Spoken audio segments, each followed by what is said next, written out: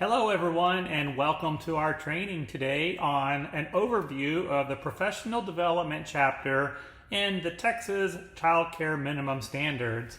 If you have a copy of this book right here available to you, it's always helpful if you follow along in the book. My name is Tim and I'm going to be your trainer today. Welcome to our topic. Before we get started, let's go over some training tips to help you be successful with this training and any training that you do with Tim the Trainer. First off, always make sure that your TechPed's Texas Workforce ID number is entered on your Tim the Trainer profile. That way, whenever you complete trainings that have been verified by TechPeds, they will automatically be uploaded into your professional development database. If you're not familiar with TechPeds, that is the Texas Early Childhood Professional Development System.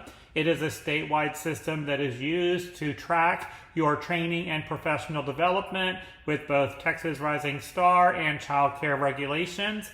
Definitely something that you want to check out right there. It's a very, very helpful program. Lots of programs really enjoy that right there.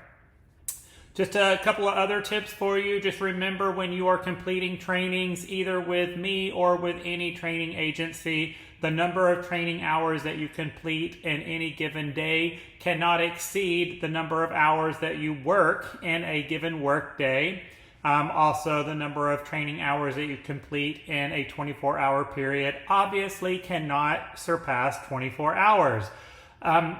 If you have any questions about the material that we're going to be going over today, you're always welcome to reach out to me either by email, tim@timthetrainer.com, or you can call us on our training hotline, 972-200-0504, with any questions that you have about the material that we are covering, or if you need additional information beyond the scope of the material, we are here for you. So who are you going to call? You're going to call me, Tim the Trainer, or anyone in my office. We can help coach and mentor you on any questions or additional information that you need. You may also notice on the slide screen that there is a little blue box that's got some questions in it. At the end of this training video, you're going to be required to complete an assessment with right or wrong answers. Because we want you to be successful, I'm going to give you a little preview of some of the questions that you're going to see on that assessment. So you might want to take notes on this, kind of jot that down, so that way you can be successful in getting that certificate of completion on the first try. All right, let's go ahead and get moving on our overview of professional development. Before we get going on what are the requirements and what are the expectations with childcare licensing, let's just kind of talk about professional development as a whole, all right? Now, I want you to treat professional development as an investment. Just like anytime you invest in something, you want to get a return on your investment. It's not about getting your hours. It's not about the protocol and just meeting the licensing requirements. Professional development is about growing your people. It's about growing yourself. It's about learning new skills that you can practice within your facility. Whether you're a teacher in the classroom or you're the director or administrator in your program, we should always be humble and hungry, always eager to learn. If you are the director or administrator of your program and you're giving your employees a training assignment, hold them accountable for what they're learning. Once again, it's not just about getting the hours. One tool that we've put together that will help you out is we have what we call our professional development worksheet. You can find this worksheet on our website, timthetrainer.com, under documents. I also have a QR code right there on the screen that you can scan that'll take you straight to that document right there. And what I like to encourage is that anytime you have a teacher that completes a training or they attend a training event, have them fill out this professional development worksheet. That way you've got documentation of what they're learning, how they're going to apply it to their classroom, how it complements your policies and procedures, how it complements child care minimum standards. Okay, this is going to be great when it's helping you create their training plans, when it's helping you make provisions for their training. This is one of the responsibilities that we have under permit holder responsibilities. So if you go back to that particular chapter in the minimum standards, we are required to make provisions for training. So you can't just tell someone, hey, you need 24 hours of training, go get it, all right? You should be making provisions for that. And when you're selecting training topics for your teachers, obviously you want to make sure that you're completing the required topics that we're going to go over in this video, but you also want to be looking at your teacher's current skill set. What is going to help them grow? What's going to make their classrooms better? All right?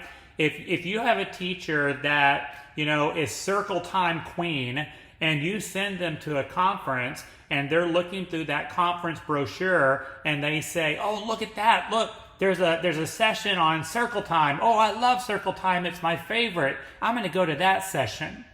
Well, they don't need to go to that training on circle time. They have already mastered circle time. What they really need is that training on, parent communication. That's where they're lacking and falling below expectation. So the administrator and the director should always be involved in making those provisions and sending teachers, what's going to help them grow, what's going to give them new skills to practice. If they have a child in their classroom that's struggling in a particular domain, they might need additional information on that developmental domain. Or a child that may be coming into the classroom with a special care need. You want to find some specific training on that particular special care need. If your center is struggling with compliance history with child care regulations, you want to be able to send them to a topic that will be an overview of the child care minimum standards, just like this video right here, to help everyone set everyone up for success. If you look in the Child Care Minimum Standards, and we're going to be going over the 746 book, which is the Child Care Minimum Standards for Licensed Child Care Centers. If you look under 1301, the next few pages that you're going to see in the minimum standards is a nice, beautiful chart that outlines the different expectations when it comes to professional development. Years ago, before they had this chart in the book, whenever I would do this particular training, I would talk about, animals on a farm. And all of these different expectations are different animals on the farm. They don't go together. And a lot of times I see directors and teachers make the mistake of making the assumption that these things are one and all, okay? They'll get pre-service training confused with annual training requirements. I want you to see that they're all completely different animals on the farm, okay? Now, since they've added this beautiful little chart in the Child Care Minimum Standards under 1301, it's really helped people to understand the different expectations, which is beautiful for me because now I don't have to draw animals to get you to understand that they are all completely different expectations. So that works really well for us. So you want to look at these individually, okay? And we're going to go through these one at a time during this video today, and we're going to talk about each one of these expectations one at a time, all right? So that you can see they are completely separate expectations, different animals on the farm. So for an example, if you have a brand new employee that has never worked in childcare or has less than 2 years of experience working in a licensed program, they have to complete the 24 hours of pre-service, but they also have to complete annual training requirements, which is also 24 hours. So for a brand new employee coming into your program that has less than 2 years of experience, that's 48 hours of training when you combine pre-service and annual training requirements. All right? So just because they complete pre-service does not make them exempt from annual training hours that first year. They're two completely different expectations. The other thing that I just want to clarify up front, and if you go back to the front of the child care minimum standards and you look at terms and definitions, we want to make sure that we're understanding the term or definition for instructor-led training, self-instructional training, and self-study training. These are three different things right here. And Child Care Regulations has done a very nice job cleaning this up with terms and definitions. Now, the first thing that we have to be aware of, we all need to start speaking the same language when it comes to understanding the professional development requirements. All right? We've got to make sure that we're using the right terminology.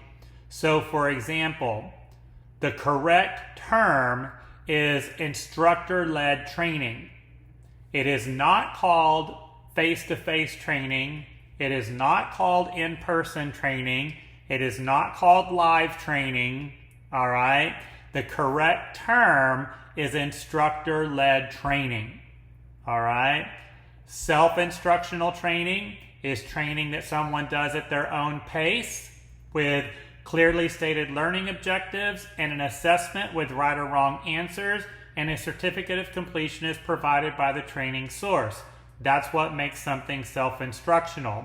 Self-study is material that someone will do at their own pace, but there is no assessment with right or wrong answer, and no certificate of completion is provided by the training source.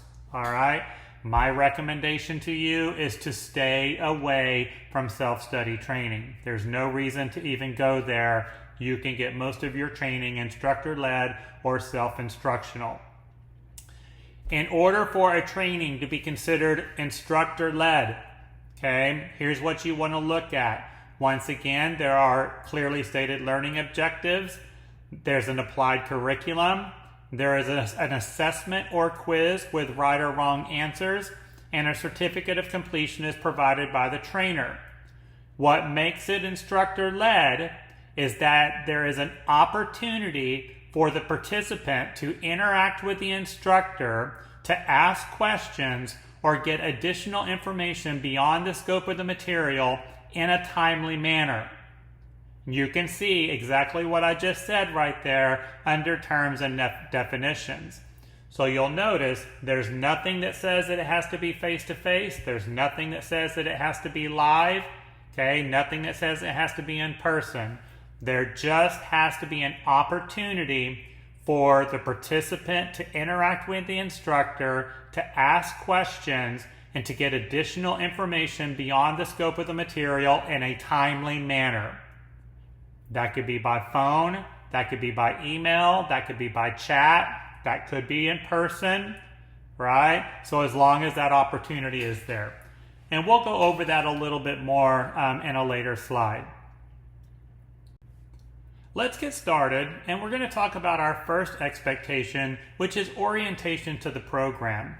Every caregiver that you hire, regardless of their experience or education, must complete orientation to your program. You're going to notice that orientation to your program has to be completed within the first 7 days of employment. So from the day that the employee starts working for you, you have 7 days to complete orientation. I always like that we have that 7 days to complete orientation. The United States Department of Labor has issued data that typically anytime you hire a new employee, they're only going to remember about 10% of the information that's given to them on their first day of work. So it's really nice to be able to spread this information out and get it in within the first 7 days. Now, the other thing that you want to remember about orientation is that the new employee must complete orientation before they have unsupervised access to the children, meaning they cannot be left alone in the classroom until they complete orientation.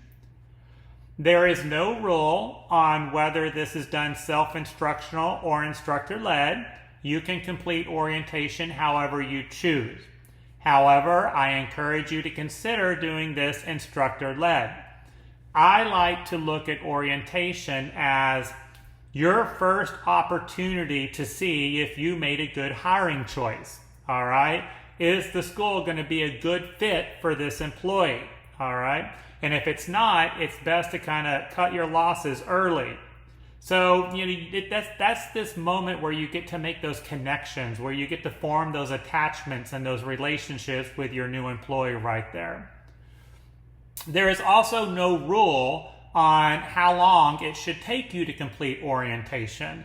So, a question that I get from people all the time is, how long should my orientation take? Well, it's completely up to you. It's however long it takes for you to cover these required topics. The thing to keep in mind right here is that there are no clock hours given for orientation. You do not get to count orientation towards pre-service or annual training requirements. Remember, it's a completely different animal on the farm. So it doesn't really matter how long it takes you, because clock hours aren't given anyways. All right. So again, that orientation is exclusive of requirements for annual training.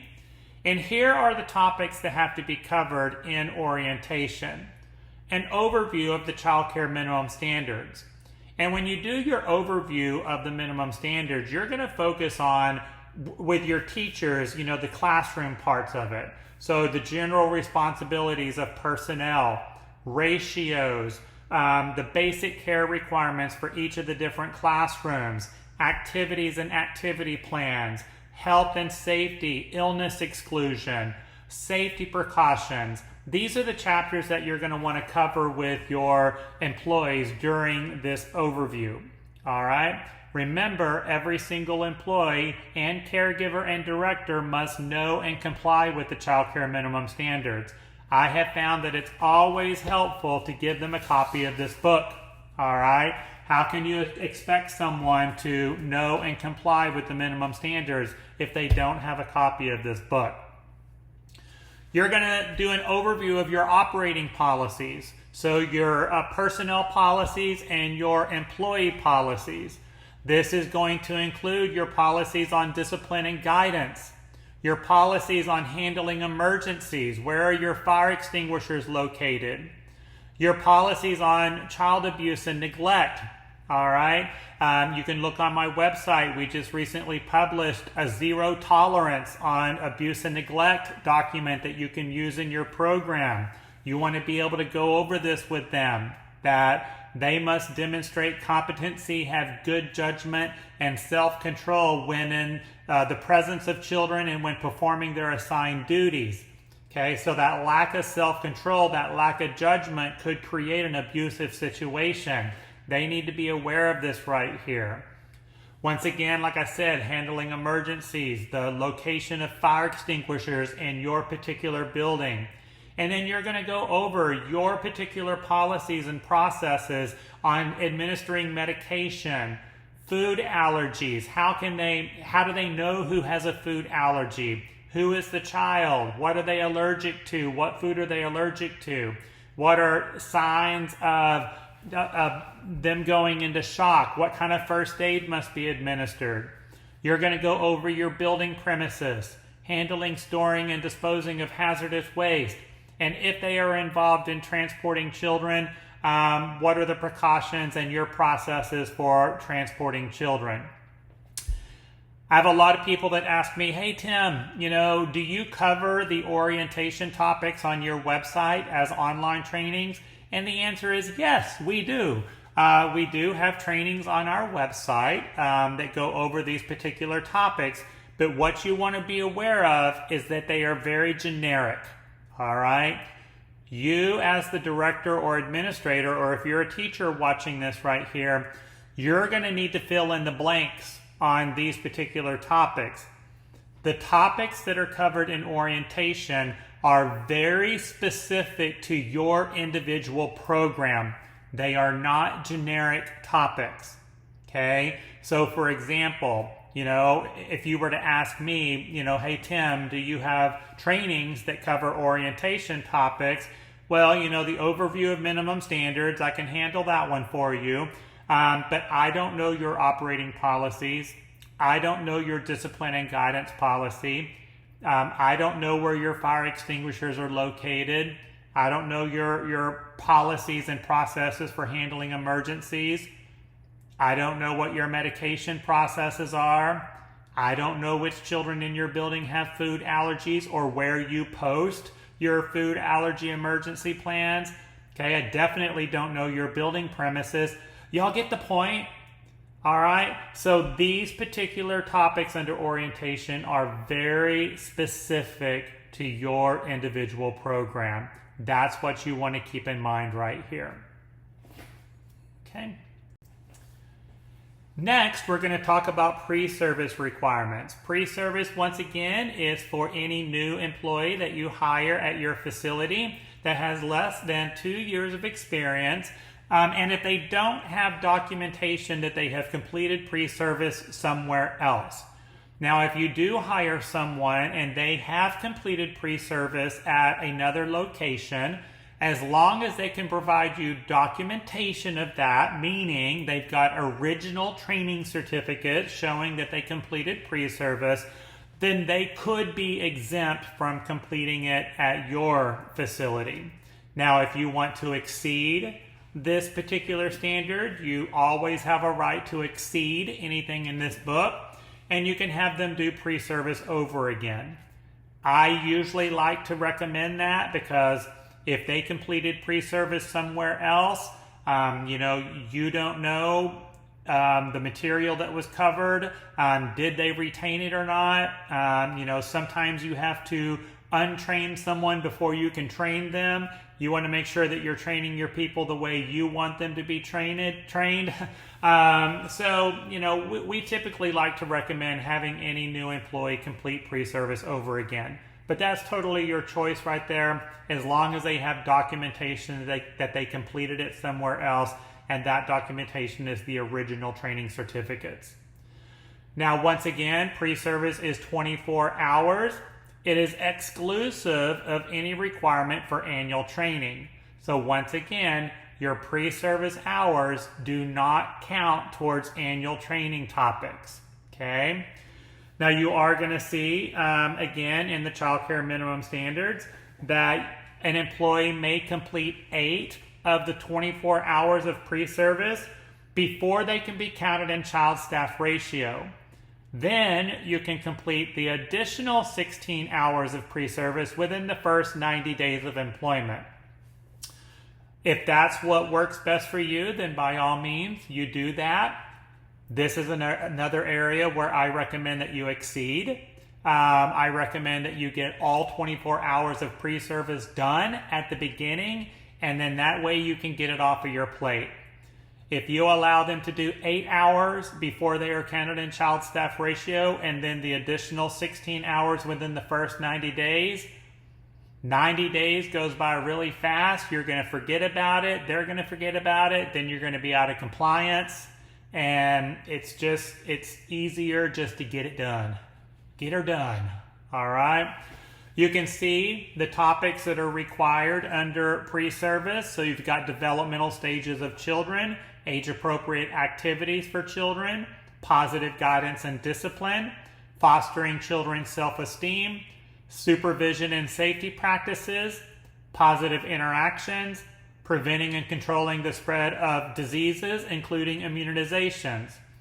If the caregiver is going to be working with children younger than 24 months, then at least 1 hour of your pre-service needs to be in shaken baby syndrome, abusive head trauma, safe sleep practices, sudden infant death syndrome, and understanding early childhood brain development. A very common mistake that people make with pre-service is that when we look at the additional topics, shaken baby syndrome, head trauma, SIDS, all of that stuff, it's for any caregiver working with children under 24 months. So that's infants and toddlers. The mistake that a lot of people make is they only do these additional topics with the infant teachers. It is anyone working with children under 24 months. So that would typically be your infants and your toddlers. All right. So make note of that right there.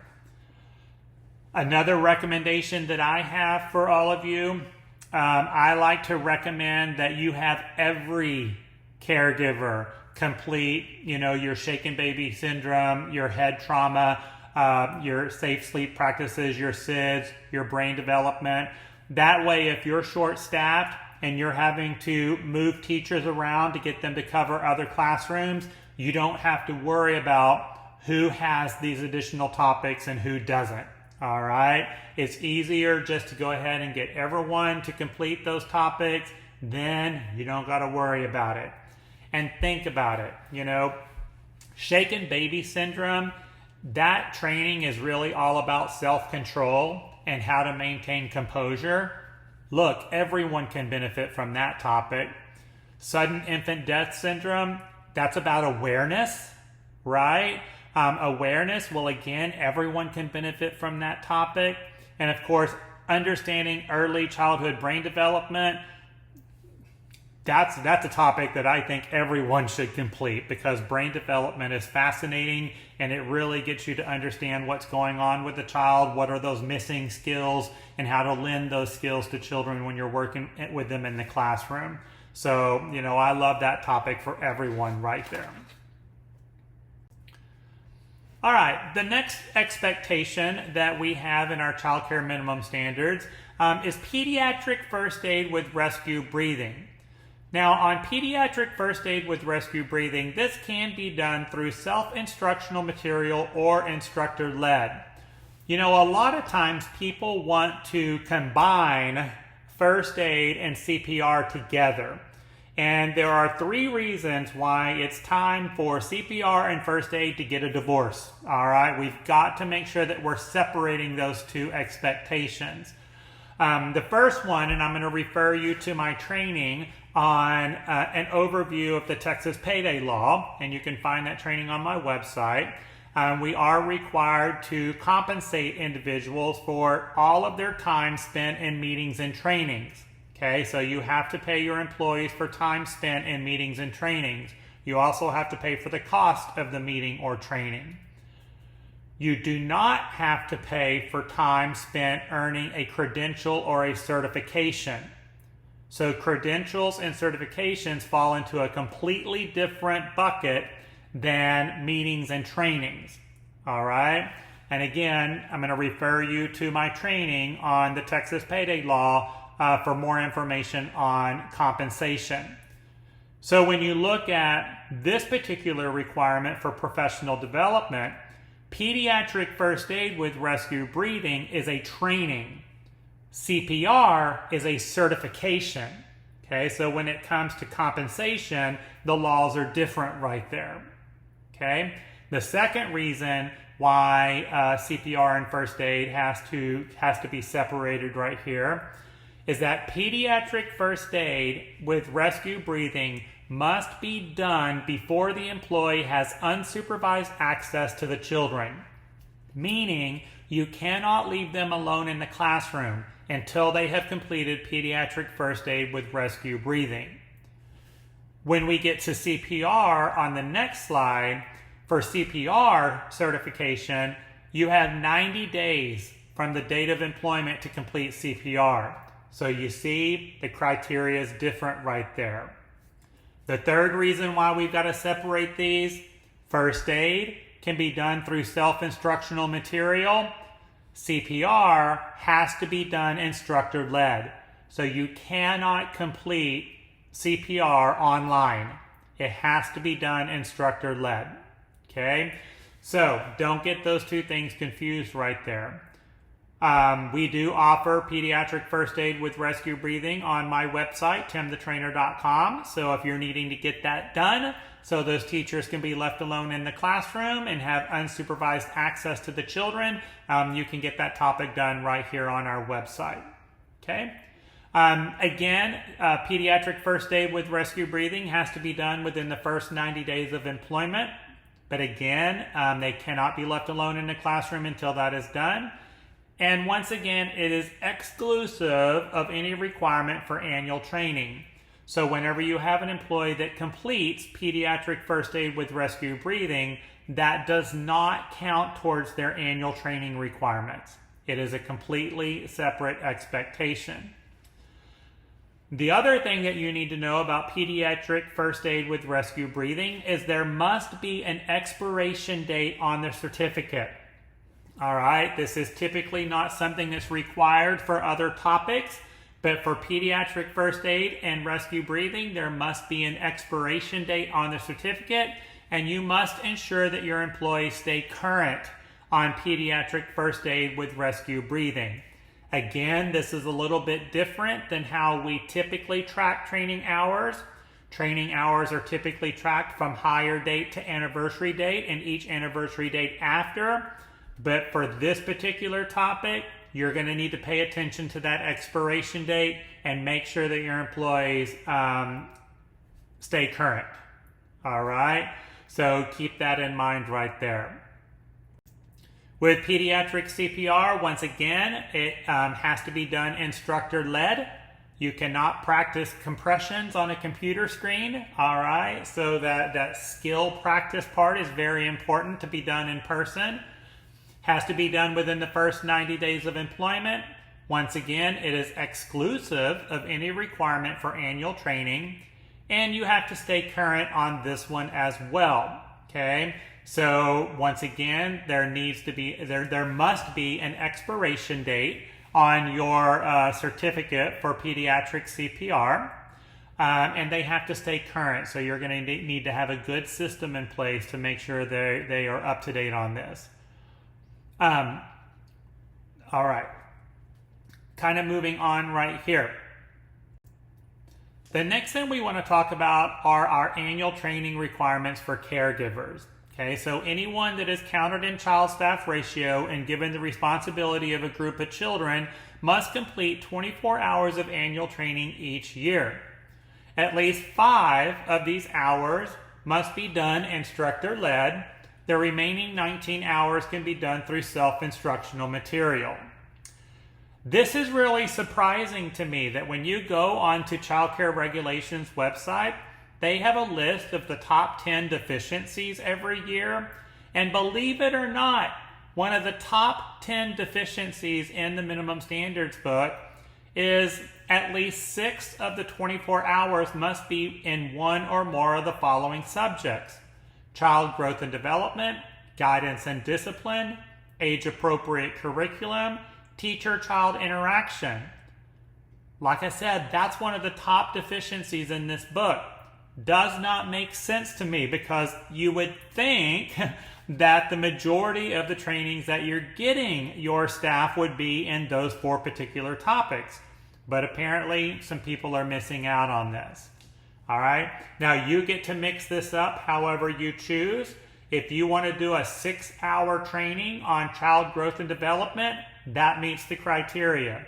If you want to do a 3-hour class on child growth and development and a 3-hour class on guidance and discipline, you're good. If you want to do an hour and a half in each one of those, that'll work, as long as at least 6 of the 24 hours are in those particular topics.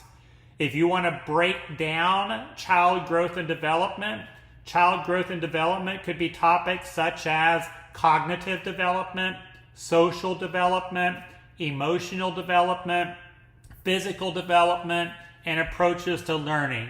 All of those are under the umbrella of child growth and development. Okay? At least 1 hour each year must focus on the prevention, recognition, and reporting of child abuse and neglect or maltreatment.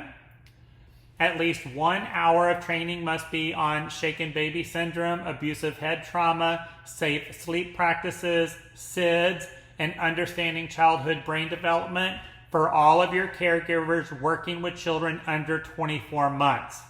Okay? So again, your child abuse and neglect, your SIDS and shaken baby, those do count towards annual training requirements. All right? In addition, okay, you're going to read in this book, it says, while there are no hour requirements for the topics below, annual training must also include the following topics: emergency preparedness, preventing and controlling the spread of diseases, including immunizations, administering medications, food allergies, understanding building premises, handling, storing, and disposing of hazardous waste. And basically what they're saying right here, these particular topics do count towards annual training, okay?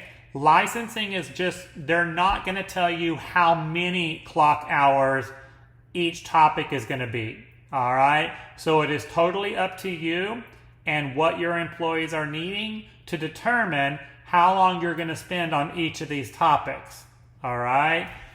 You get to decide that. But the big part is that, administering medications, emergency preparedness, food allergies, all of the topics you see right here, they do count towards annual training, okay?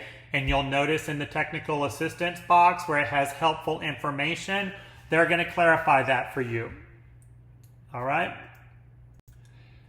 Additional training requirements, so the remaining training hours, the remaining 24 hours, you kind of get to pick and choose right here, whether it's a topic on care for children with special care needs, child health, safety, risk management, identification of ill children, cultural diversity, professional development, any topic relevant to a particular age that the caregiver is working with, planning developmentally appropriate learning activities, observations and assessments, attachment and responsive caregiving, one of my favorite topics right there, and anything that relates to the child care minimum standards, you've got that right there.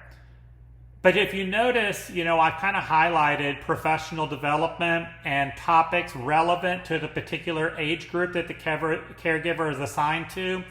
Y'all, that kind of makes it a wide open ball game. All right. So child mental health, social and emotional learning, positive behavior intervention and support. All of these are really great topics for you to include in their annual 24 hours of training. All right. Again, I just wanted to quickly go over the difference between instructor-led training and self-instructional training. Just again, so many people get this confused right here. Instructor-led training is defined as the opportunity for the participant to interact with the instructor, to ask questions, and get additional information beyond the scope of the training material. 5 of your 24 hours have to include that. Self-instructional is the opportunity for the participant to work alone at their own pace. Both instructor-led training and self-instructional training must include clearly stated learning objectives within the material, an assessment or quiz with right or wrong answers, and a certificate of completion is provided by the training source. So those are the things that you want to look for right there. Otherwise, a training that does not have an assessment or quiz, a training that does not have a training certificate provided by the training source, that would be that self-study training. And you are limited to 3 hours a year on that one. I would encourage you to avoid that. A reminder, the 24 hours of annual training are exclusive of any requirement for orientation, pre-service, pediatric first aid, pediatric CPR, transportation safety training, and if you have high school students, high school work study classes, these items do not count towards annual training requirements. Now hang on. Pop quiz. Let's see how many of you were paying attention right here. You might have noticed that as we went through those criterias, there are several training topics that are included in orientation that are also included in annual training. There's also several topics that are included in pre-service that are also included in annual training. Did y'all see that? There are actually 10 topics that are duplicated. Okay? That means if you have a brand new employee, okay, that's working for you, there are approximately 10 topics that they will do twice in their first year. They will do it as part of orientation and pre-service, then they will do it again for annual training. All right? Your building premises, your food allergies, your administering medication, minimum standards, SIDS and shaken baby, understanding brain development, child growth and development. all of these topics right here, you kind of notice that they're in the two different categories. Now, when you hire a new employee, don't just have them do those topics back to back. Have them do it at the very beginning as part of their orientation and pre-service, and then maybe 6 or 9 months later, have them do those topics again for their annual training requirements. And if it is a brand new employee to the industry, they probably would benefit from that refresher anyways. Okay. Now let's talk about the director of the program. So the director of the program must get 30 hours of annual training each year. Okay. At least 6 of the 30 hours has to be through instructor-led material. The remaining 24 hours can be through self-instructional. Okay. 6 hours instructor-led, 24 hours can be from self-instructional material. Now you're going to notice right here, same thing as your teachers. At least 6 of the 30 hours must be in one or more of the following subjects. So child growth and development, guidance and discipline, age-appropriate curriculum, teacher-child interaction, and then they've added right here, serving children with special care needs. Make sure you're getting at least 6 of the 30 hours in one or more of those following topics. Also, same thing as your teachers, at least 1 hour must focus on prevention, recognition, and reporting of child abuse and neglect or maltreatment. At least 1 hour of training must be on shaken baby syndrome, abusive head trauma, safe sleep practices, SIDS, and understanding childhood brain development. All right? And when we talk about the annual training requirements for directors, this is for the designated director of the program. So whoever is designated as the director has to complete these requirements. If you're not designated as the director, so maybe you're an assistant director or an administrative person, then you're just going to meet the requirements for caregiver. So these requirements are only for the designated director. Same thing as your caregivers. While there are no hour requirements in the following topics, your annual training must also include emergency preparedness, preventing and controlling the spread of disease, including immunizations, administering medications, food allergies, understanding building premises, handling, storing, and disposing of hazardous waste. So again, however long it takes for you to complete these topics, okay, that's the clock hours that you're going to get right there. But they are counted in annual training. Okay? Here's where it gets different. Okay? Is your management hours. If you are a designated director that has 5 or fewer years of experience as a designated director, you must complete 6 hours of annual training in management techniques, leadership, and staff supervision. If you've been a designated director for more than 5 years, then you must complete at least 3 hours of annual training in management techniques, leadership, and staff supervision. A lot of times people will call my office and they'll say, hey, I'm a director, I need 30 hours of director training.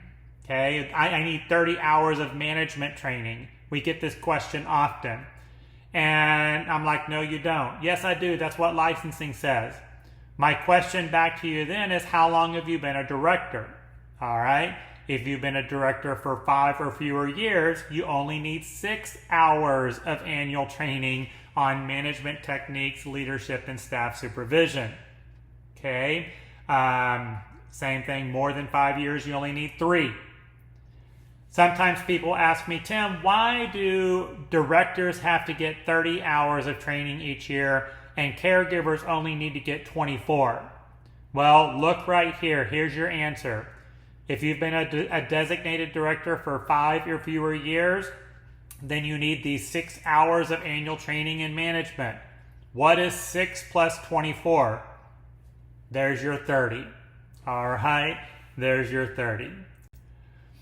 The remainder of the 30 hours of annual training is the same thing that your caregivers are getting. All right. You, as the designated director, should be completing the same training that you're giving your teachers. It is so incredibly important that you attend trainings with your teachers. All right. That way you can hear what they're hearing. You can hold them accountable. All right. You can make sure that they're paying attention and participating, in the training event. All right. Your presence is very, very important in those training events. You cannot hold them accountable for the training that they're learning if you don't know the material yourself. Okay. So always make sure that you're attending any training that you send your teachers to. That's so important. Annual training must be completed within 12 months after the date of hire and in each 12 months after. All right. So it has nothing to do with calendar year. It has nothing to do with school year. Training hours are always counted from date of hire, okay, 12 months after date of hire, and then each 12 months after. So if you're hiring people all year long, yeah, every single one of your employees is going to be on a different schedule. So you're going to need to have a really good system in place to help you track these training hours and make sure that you're in compliance.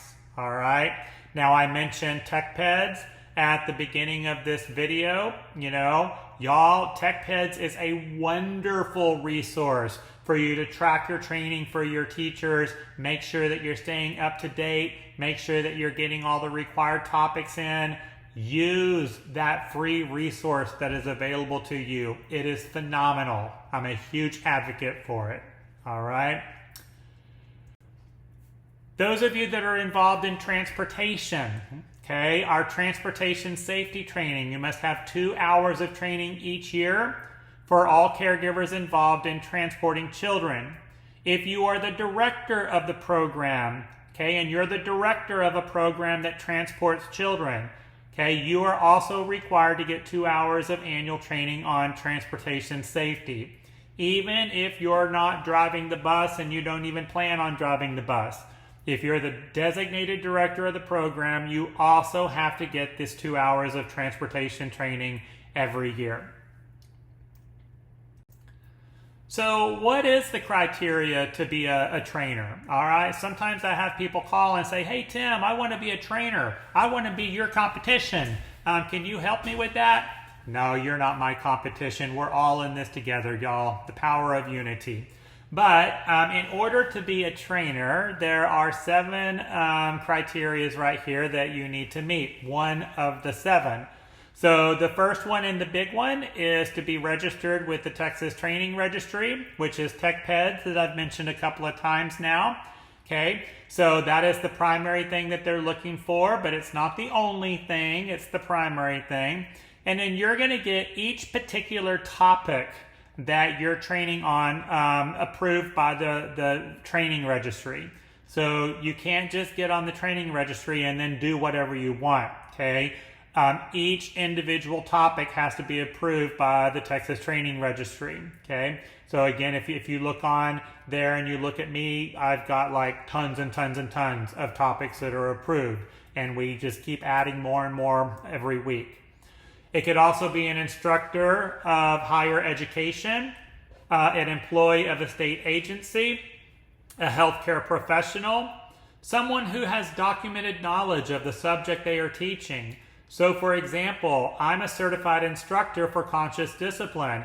I'm also a certified instructor for the John Gordon companies. So if I were to come out to your school and do either of those 2 topics, I would meet that number 5. I have documented knowledge of the subject that I'm teaching. If you are the director of the program and you are in good standing with child care licensing, meaning you're not on corrective action, all right, then the director can train your own staff. And there's no limit on that, y'all, okay? A director could technically do all of her employees or his employees training. I don't recommend that because they kind of need to hear from other people, right? But as long as you're not on corrective action, or as long as you weren't the director when the school was placed on corrective action, the director can do the training at their facility, but not other people's facilities. So that's important to know. Or a person with at least 2 years of experience and a minimum of a CDA, that also counts as a qualified trainer. So whenever you go out and you're vetting people to do training for your school, this is the criteria that you want to look for right here. All right. If you have an employee that is completing their CDA, their Child Development Associate's credential, in order to apply for a CDA, you have to get 120 hours of training in the 8 core competency areas. You can count that towards annual training. So CDA is kind of nice because you get to double dip a little bit, right? They get to use those hours towards their CDA application, but they also get to use them towards annual training requirements. Now remember, here's a big mistake that people make. Just because someone completes their CDA coursework and they get a certificate for 120 hours of training doesn't mean they're done for the year. Because remember, the required topics they're going to have to do separate. Okay, so when we went back over the annual training requirements, you saw all of the topics that are required each year. Those are most likely not going to be covered in CDA coursework. Okay, so you're not done just because you got 120 hours of training from your CDA coursework. You also have to make sure you get those required topics in there. If you have an employee that comes to you and they have completed training at a prior location, as long as they have completed that training within 2 months before coming to work for you, and they have the original training certificates, you can use those hours. The big thing here is it's only for trainings that were completed 2 months prior to coming to work for you. All right? The other thing is it has to be the original training certificates. Nowadays, most of our training certificates, are submitted virtually. You print them off on the computer. You can print as many originals as you need. All right. So that's the big one, is that it's only within the last 2 months. What type of documentation must you have to prove that you have completed training? You need a certificate of completion or a letter from the training source. And it needs to include the participant's name, the date of the training, the title and subject of the training, the trainer's name, how the trainer meets the trainer qualifications that we just went over, and the length of the training. This is what you want to look for on that training certificate or documentation from the training source. When we talk about the title or subject of the training, the title or subject doesn't have to be identical to what you have in the minimum standards requirements, but they need to be related to. All right? I would encourage you to try to find trainings with topics as close to what you see in this book as possible, just to avoid any misinterpretation. All right? So that's what you're going to get right there. All right, everyone, we did it. We did our overview of the Child Care Minimum Standards chapter on professional development. Now remember, if you have any questions about the material that we covered today, you can always give me a call, shoot me an email. If you've got questions or if you need more information beyond the scope of the material, we are here for you. All right, give us a call, shoot us an email. We'll get you taken care of. After you watch this video, you're going to complete your assessment with right or wrong answers. So you'll find that right there on our website, and then your certificate of completion will be available to you. You can download that straight off of our portal. Thank you so much for participating in this training today. I appreciate all of you for the job that you do. Keep doing the good thing, y'all. I'll see you all really soon. Bye.